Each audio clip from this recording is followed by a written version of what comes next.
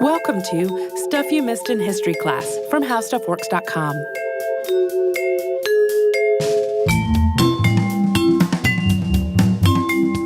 Hello and welcome to the podcast. I'm Holly Fry. And I'm Tracy V. Wilson. Tracy, we're going to keep talking about Winsor McCay today, about which I'm very excited. I know you are. We're going to finish up this talk about the life of this artist and animator. And if you haven't listened to the first part of this one, I really suggest that you go back and do that, because otherwise you won't know about Winsor's childhood and how he was drawn to art despite his family's hopes that he would find a more stable career, and how he got into newspapers and writing comics in the first place. In 1905, McCay created his most popular strip, Little Nemo in Slumberland, which debuted on October 5th of that year. And this strip builds on some of the ideas that Winsor McCay had played with in his earlier strips. Nemo was a young boy whose dreams were depicted in the strip, and a lot of times they were surreal and bizarre. And there wasn't really a cohesive plot to the strips. They were more about the exploration and the visuals. Yeah, he basically was kind of lured into this mystical world of Slumberland by various characters, and it's just so spectacularly beautiful. Often it's drawn in a rich Art Nouveau style, and these strips were huge hits, so much so that McCay became a celebrity, and the comics were translated into 7 languages. And almost instantly from that first appearance, readers were enthralled with Nemo's adventures. As the strip went on, the world of Slumberland expanded, and it became more and more detailed. It was like an alternate universe that readers were allowed to explore under McCay's guidance. Because of the nature of the premise for Little Nemo, these strips were really imaginative. So, for example, at one point for a brief run of the strip, Nemo visited Mars and found it loaded with pollution and just an oversaturation of industry. Nemo later found himself in part of Slumberland that was populated by copies of himself. Yeah, that Mars section is sometimes pointed to as almost prescient, because it really does kind of look a lot like what late 20th century cities look like in terms of being kind of obsessed with maybe not always the right things. And it really is kind of a takedown of greed and corporate entities gaining too much power. And in 1906, McCay's career took on another facet. So the focus was still his drawings, and Nemo was still doing gangbusters, but he also started creating drawings in front of vaudeville audiences as a form of performance. If you recall from our first episode, he had first sort of performed unofficially for people when he was creating these large billboards and signs, because he was just so fabulous to watch work. But at this point, it became a more structured act. And McCay was not only incredibly skilled as an artist, but he was also so fast. So he was one of a number of artists who did an act like this on the vaudeville stage in acts that were called lightning sketches or chalk talks. And this undoubtedly drew on the work under his mentor that we also talked about in the first part of this podcast, who was John Goodison. As you recall, he perfected drawing on blackboards very quickly when he was studying with him.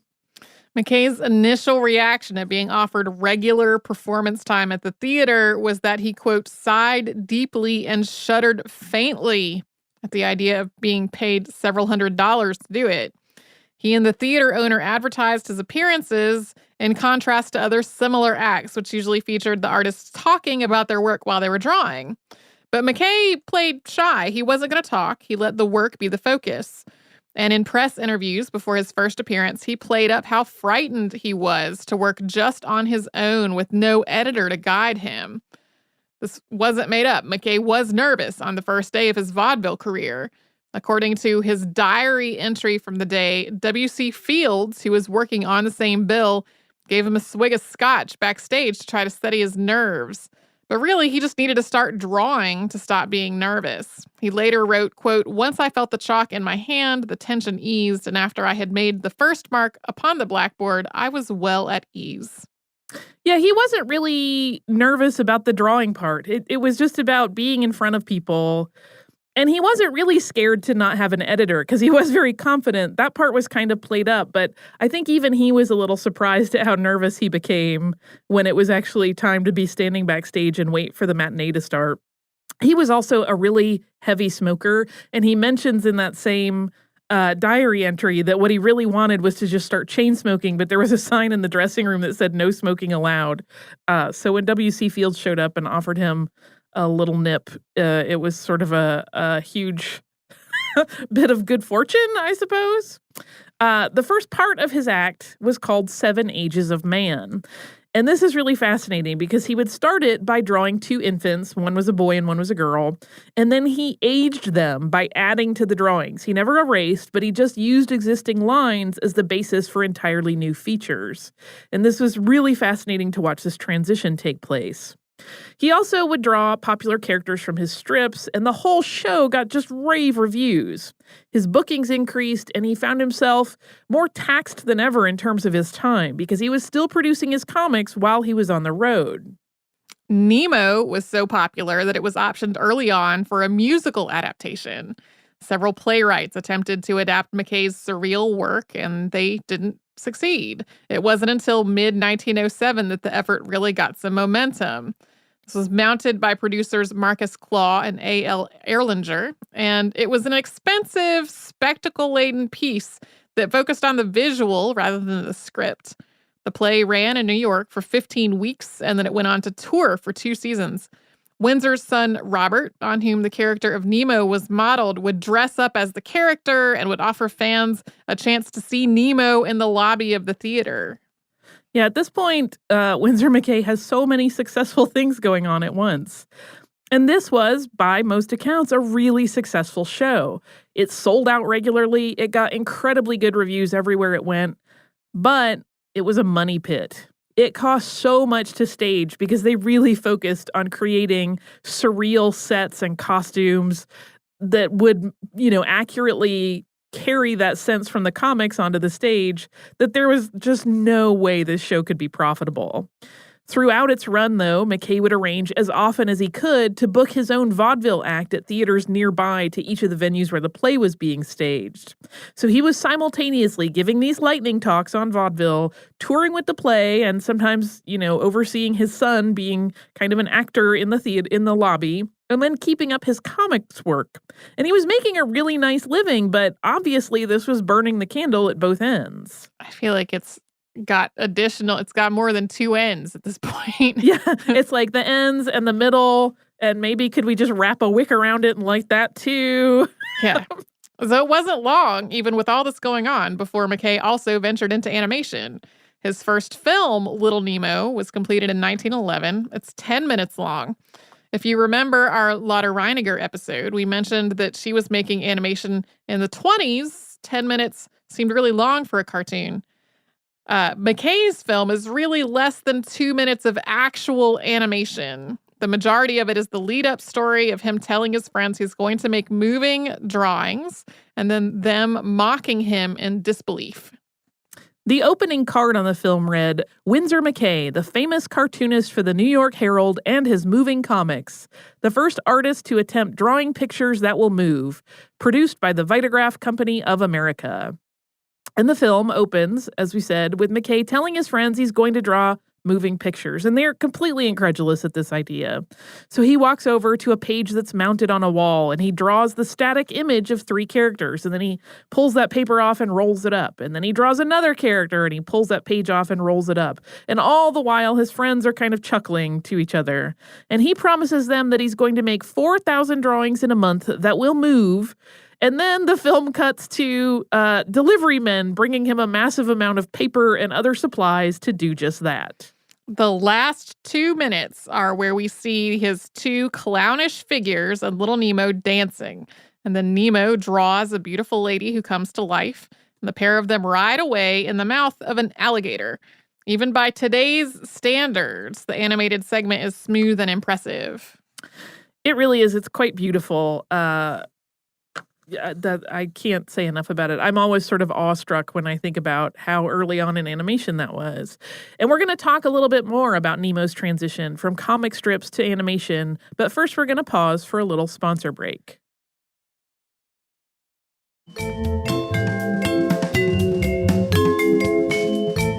There were, of course, other artists that were making animation in the U.S. at this time. One of them, John Stewart Blackton, who also did vaudeville lightning sketches and was a little ahead of McCay in terms of starting to draw motion pictures, oversaw the photography on McCay's Little Nemo short. But what made McCay's animation unique was that it took characters that were already really popular and then committed them to the new medium. So it basically started a new avenue of exploration and revenue for cartoonists. In 1911, McCay moved papers once again. He was hired away from the New York Herald by William Randolph Hearst. Nemo moved with McCay, although the strip took on a new name in the Land of Wonderful Dreams. That appeared in Hearst's New York American and ran for 3 years there. Yeah, his other cartoons moved over as well. And in fact, the Hearst publications ran a drawing by Winsor McCay kind of announcing this move where all of his characters were kind of delighted and happy that they were moving to a new home.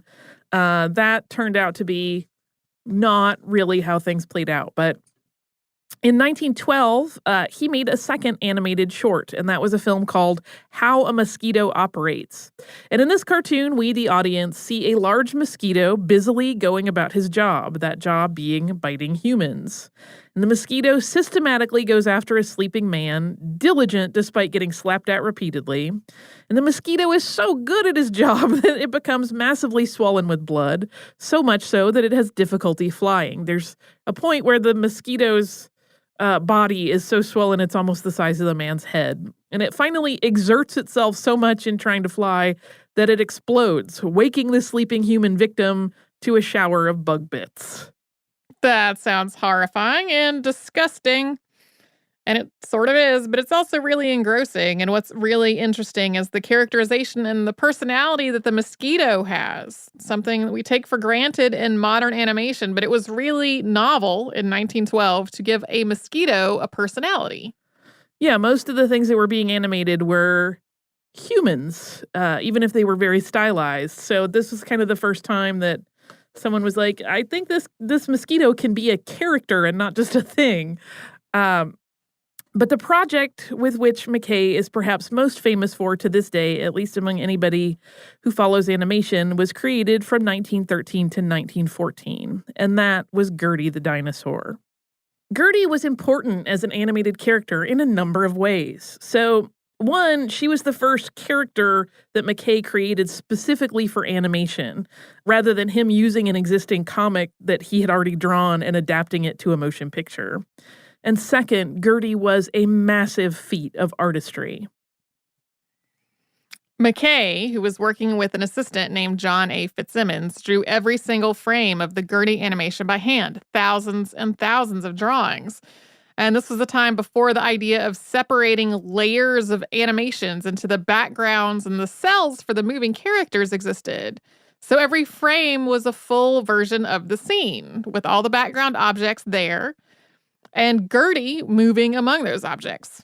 The backgrounds for Gertie were also more complex than his previous efforts. Little Nemo animation had virtually no background elements. It was just the characters on a white page. The mosquito animation has some backgrounds, but they're pretty uncomplicated. They consist mostly of lines used to suggest the walls of a room. But Gertie strolled along mountain paths that had rocks and other details.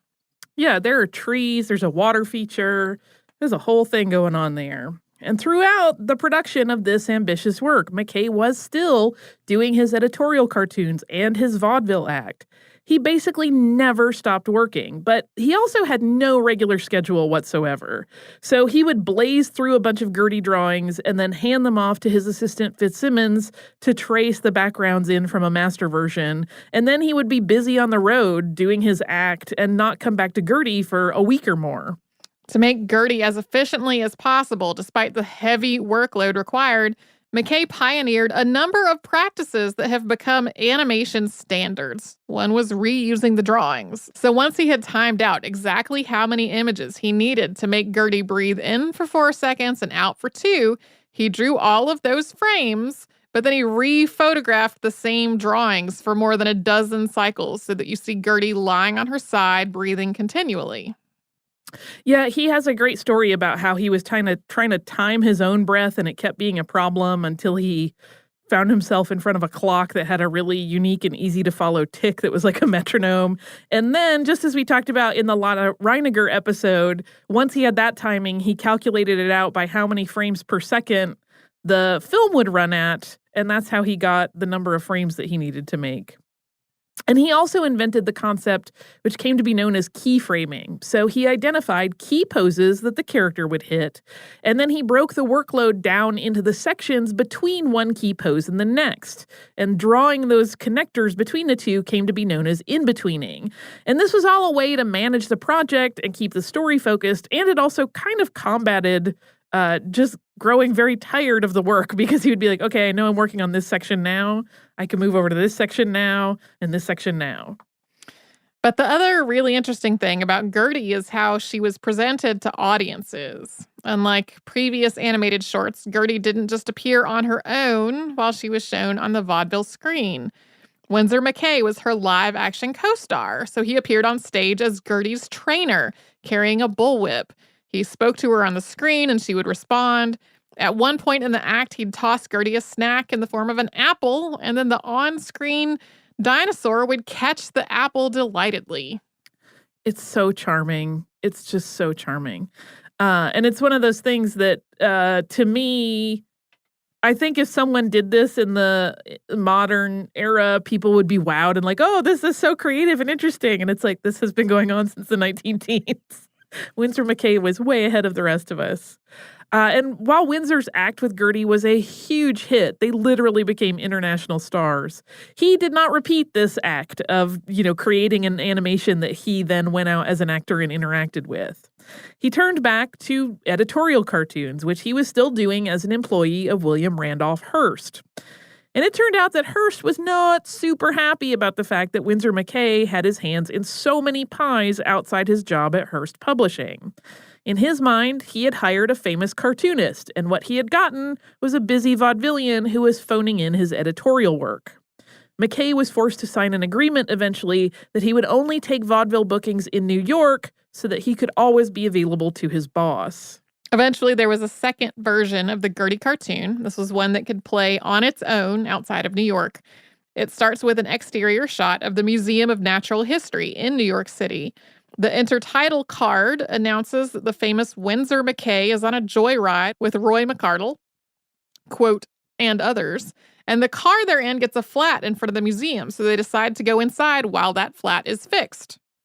And after they all are observing a dinosaur skeleton, McCay bets one of his friends, and the stakes in this bet are a dinner for the whole group, that he can bring that dinosaur to life with drawings. And McCay's process is depicted dramatically. This is similar, as you may recall, to his previous work.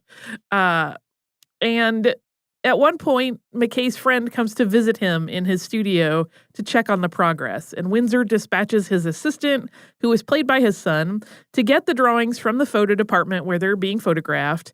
But the young man is carrying a huge stack, and as he enters McCay's office, he drops them and pages fly everywhere. And at this point, the friend that McCay has made the bet with seems completely incredulous that Winsor McCay will ever be able to pull off this boast. And the next scene is the big dinner where McCay will succeed or fail in his bet, because that is when he is expected to show the moving dinosaur. And he initially just draws a picture of Gertie for the assembled friends, who remind him that it has to move for him to win the bet. That's when the Gertie cartoon begins. McCay asks her to come out from her cave, and the dinosaur shyly emerges. Then the cartoon plays out with McCay's directions as her trainer appearing in the intertitle cards. Needless to say, Winsor won the bet. The film wraps up with his friend paying for everyone's dinner. I obviously love the Gertie cartoon. And while McCay was, at this point, really successful and quite wealthy from all of his artistic endeavors, his life started to have some challenges after the massive success of Gertie. And we're going to talk about some of those challenges after we take a quick break for a word from a sponsor.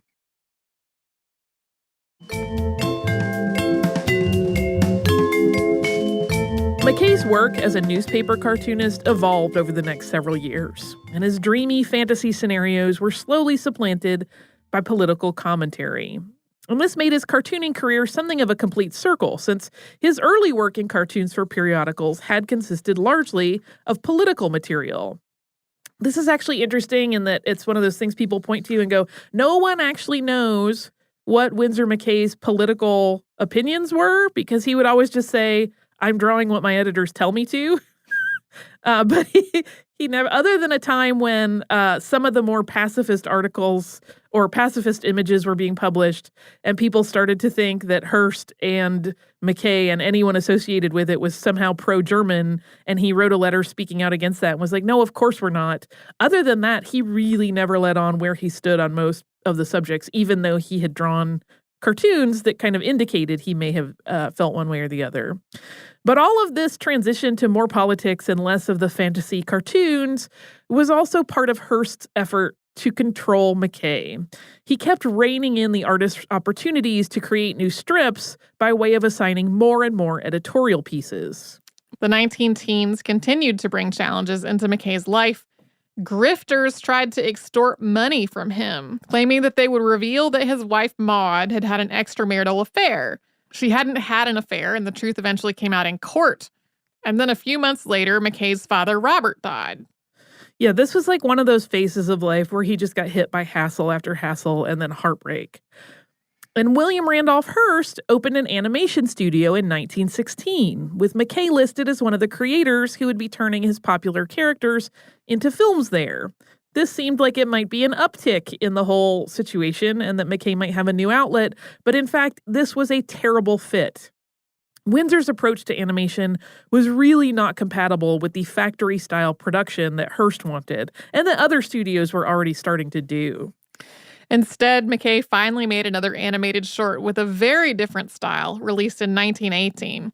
This one was The Sinking of the Lusitania, and as you may suspect, it was not a funny cartoon. It was an 8-minute animated account of the ship being struck by torpedoes launched from a German U-boat and going down, claiming almost 1,200 lives. The Sinking of the Lusitania used cell animation, so unlike the Gertie cartoons, the action of the scene was painted onto clear celluloid sheets and then overlaid onto the background, which streamlined the animation process. Yeah, as a little historical side note, at one point it was believed that the U-boat had launched 2 torpedoes against the Lusitania, and then later analysis was like, no, it actually got hit once, and then the second explosion was from something inside the Lusitania exploding, which has come up when people talk about this cartoon being not accurate. But at the time he made it, it was believed that it was 2 torpedoes. And The Sinking of the Lusitania was a passion project for McCay. It took 2 years to make it, and he paid for the production entirely out of his own pocket. It was one of his few remaining outlets away from his work because Hearst at that point had managed to cut off McCay's vaudeville performances by upping his pay to a matching rate and adding a clause to his contract that he couldn't moonlight as a vaudeville performer any longer. McCay clung to animation as his one remaining non-Hearst-controlled creative outlet. He made several more animated shorts, including 3 that were based on his dreams of the Rarebit Bean strip. These were The Flying House, The Pet, and Bug Vaudeville. He also made The Centaurs, featuring 2 centaurs falling in love. There was also Flip's Circus, about a circus owner and his various tricks, and The Midsummer's Nightmare. But just as Hearst had managed to block McCay's other interests, animation too was eventually cut off. Hearst realized that McCay was spending far more time on his side projects than his newspaper duties. He felt that Winsor McCay was turning in subpar work. And there were, however, a number of vaudeville appearances that Hearst did agree to allow his employee to book. It's unclear how they came to this arrangement or agreement because there was sort of this weird, their relationship looks so unhealthy and toxic when you're reading about it because it is a lot about control and rebellion, and sometimes they agree on things and then everything turns around and falls apart. It really seemed that they never were in agreement about exactly what their relationship was because Hearst seemed to feel that he more or less owned his employees. He thought that McCay should be on call for him at all times. And McCay saw his job as just that. It was a way to make money while he was pursuing other interests. And even in his busiest periods where he was juggling multiple careers at once, Winsor McCay never missed a deadline. When McCay's contract with Hearst ended in 1924, he left. He went back into the New York Herald and revived Little Nemo for another brief run there. He thought he would once again rule as the premier comics artist, but his relaunch of Nemo just didn't have the same enthusiastic audience that the strip had previously enjoyed. Just 3 years later, after much wooing on the part of the paper's leadership, he was back at Hearst's New York American. And that same year, which was 1927, he created a minor scandal when he was addressing a group of artists at a dinner that was held in his honor. He first started speaking about his split system, keyframing and in-betweening, and other technical aspects of animation. But to the assembled crowd, that had become pretty common knowledge, and they were not especially engaged. And finally, a very frustrated and irritated McCay shifted the tone of his speech, and he said abruptly, "Animation should be an art. That's how I conceived it.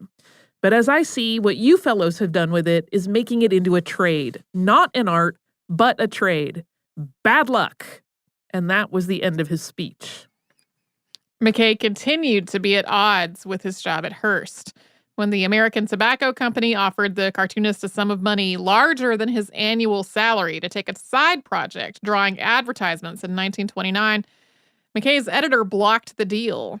The owner of the tobacco company threatened to withdraw all advertising from Hearst magazines if he couldn't have McCay for the job. And then McCay was granted permission to take this offer. He got permission in writing to protect himself.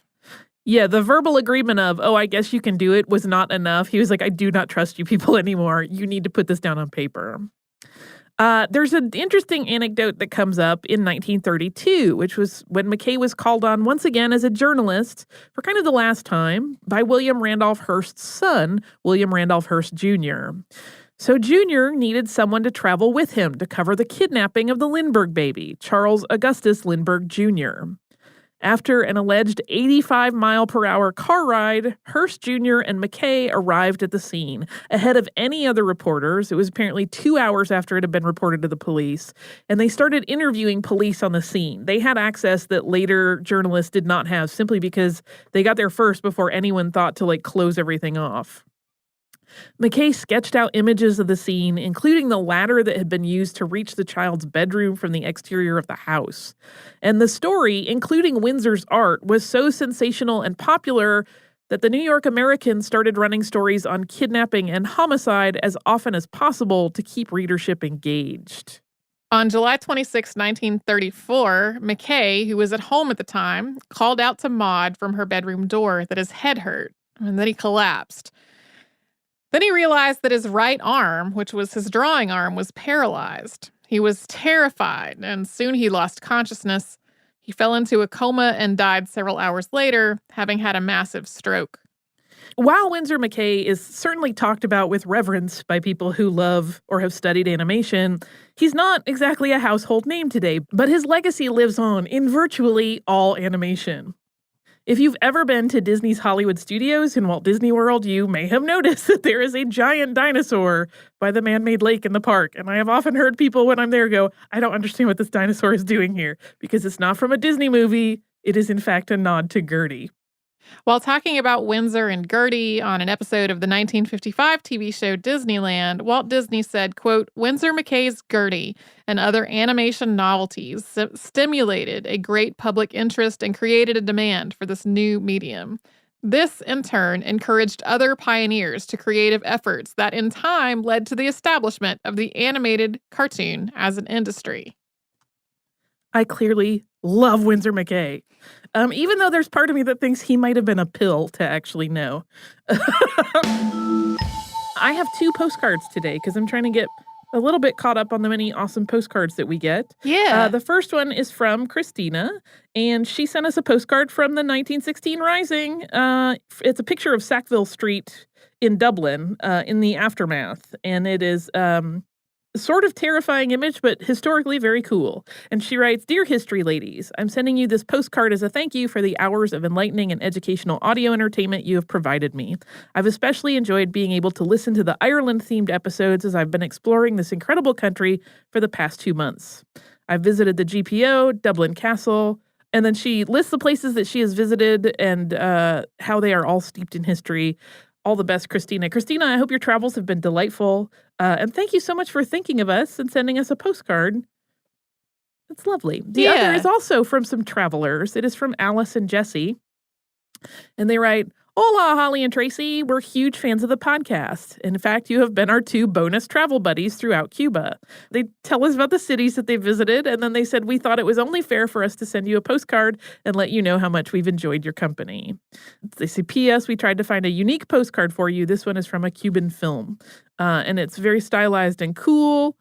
And has a little bit of an animated style." I don't know if this is an animated film. I don't know this film. But now I'm going to look it up because it looks fabulous. It says Vampiros a la Habana. So if it is vampires, and it appears to be one of them, is at least possibly both, and it's this stylized animation, I love it. Like I said, I'm going to look it up because Lord knows I love animation.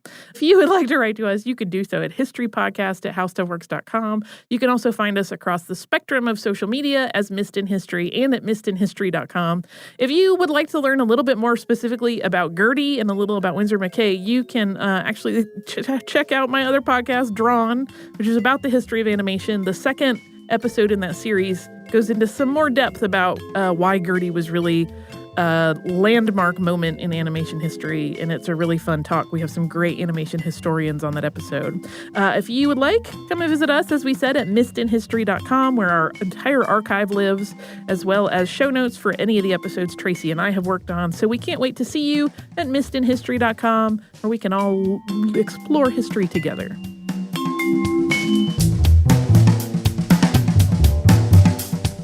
For more on this and thousands of other topics, visit howstuffworks.com.